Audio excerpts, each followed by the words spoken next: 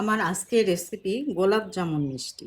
মাত্র half cup milk powder দিয়ে তৈরি এই মিষ্টিটা দেখতে কত সুন্দর হয়েছে দেখুন। বাসায় যদি এত সুন্দর মিষ্টি তৈরি করা যায় তাহলে দোকান থেকে কেন মিষ্টি কিনে নিয়ে আসবো। দেখি মিষ্টি রেসিপি তৈরি করতে কি কি লাগে। হাফ কাপ মিল্ক পাউডার নিয়ে নিচ্ছি, 1 টেবিল চামচ ময়দা নিয়ে নিচ্ছি। আপনারা এখানে আটাও দিয়ে দিতে পারেন, আটা ময়দা একই কথা, আপনারা যে কোনো একটা দিয়ে দিতে পারেন, সমস্যা নেই। হাফ টি স্পুন বেকিং পাউডার, হাফ টি স্পুনের কম হচ্ছে বেকিং সোডা। এগুলো দিয়ে একটু নেড়ে চেড়ে নিন। 1 টি স্পুন ঘি দিয়ে দিচ্ছি। এবার এটাকে ভালো করে মাখাবো। আমি আরেকটু ঘি দিয়ে নিচ্ছি। এবার হাফ চামচ দিয়ে নিব। 1 টি স্পুন আমার কাছে মনে হচ্ছিল কম হবে, এই জন্য আমি আরো হাফ টি স্পুন দিয়ে দিলাম।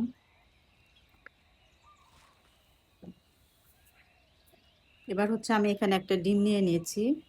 এবার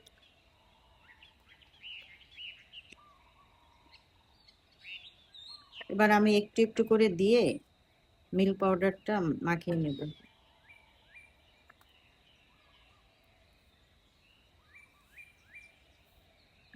এখানে আপনারা ডিম দিতে না চাইলে দুধ দিয়েও করতে পারেন। এটা আমি এখন 10 মিনিটের জন্য রেস্টে রাখবো।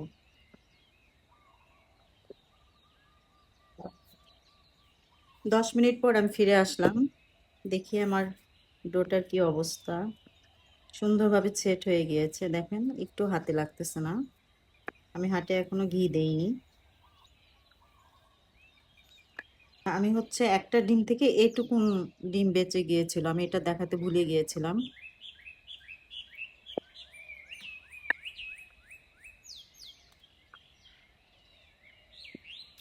আমি হাতে একটু ঘি লাগিয়ে নিলাম। প্রথমে আমি হচ্ছে ছোট ছোট করে ভাগ করে নিই, তাহলে কি সমান হবে মিষ্টিগুলো।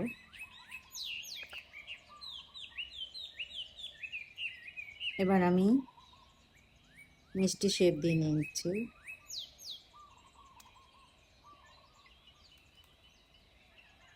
আমি এই শেপ করে নিব, লম্বা।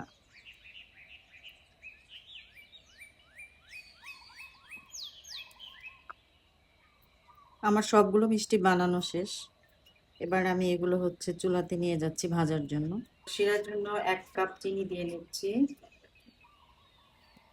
পানি দিয়ে দিব 1.5 কাপ।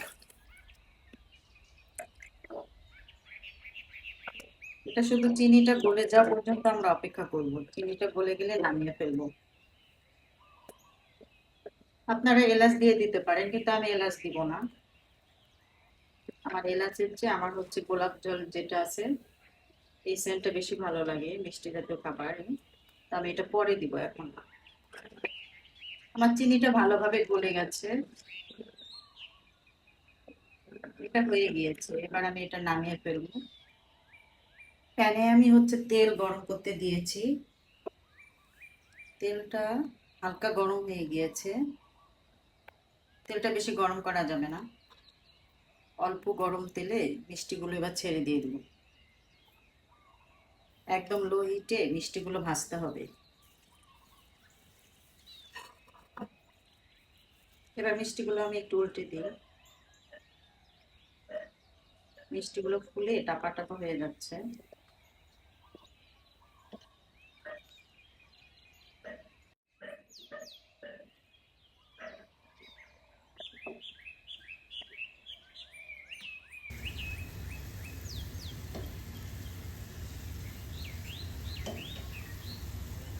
মিষ্টিগুলো প্রথম থেকে লাস্ট পর্যন্ত লো হিটেই ভাজতে হবে। মিষ্টিগুলো সুন্দর কালার চলে এসেছে। এগুলো আমি এবার উঠিয়ে ফেলবো। আর আপনারা যদি এর চেয়ে আর একটু কালো করতে চান তাহলে আর একটু ভেজে নেবেন। তো আমার মনে হয় হয়ে গিয়েছে, আমি এবার উঠিয়ে ফেলবো। দেখুন কত সুন্দর হয়েছে, কত বড় হয়ে গেছে।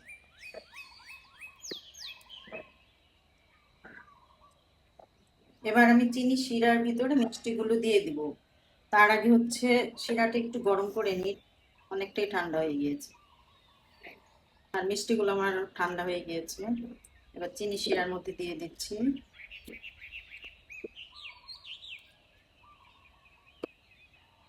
এটা এভাবে আপনারা সারা রাত ভিজিয়ে রাখতে পারেন, আবার একটু 2 মিনিটের জন্য বলক উঠায় নিতে পারেন 2 মিনিটের জন্য। আর এবার আমি হচ্ছে গোলাপ জল দিয়ে দিব একটা সাই সাই ভাবের জন্য, যেহেতু আমি এলাচের গুঁড়া দেইনি বা এলাচ দেইনি।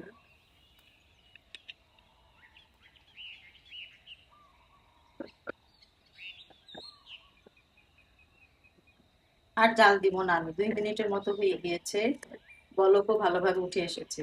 এবার আমি এটা চুলাটা বন্ধ করে দিব, দিয়ে এটা ঢেকে রাখবো 2 থেকে 3 ঘন্টা, অথবা সারা রাতও রাখতে পারেন। যত ভিজিয়ে রাখবেন তত মিষ্টিটা সফট হবে। এবার আমি মিষ্টিগুলো নিয়ে আসলাম, মিষ্টিগুলো শিরাতে যে ডুবিয়ে রেখেছিলাম, দেখুন কত বড় হয়েছে।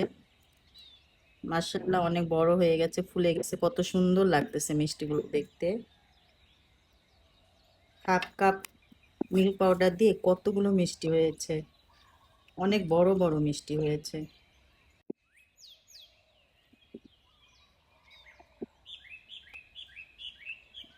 দেখতে কতটা লোভনীয় লাগতেছে মিষ্টিগুলো। আর মিষ্টিগুলো শিরাতে ভরে, শিরা ভরে টইটুম্পুর হয়ে গিয়েছে। এবার আমি কেটে দেখাচ্ছি এর ভিতরটা কত সুন্দর হয়েছে, দেখুন।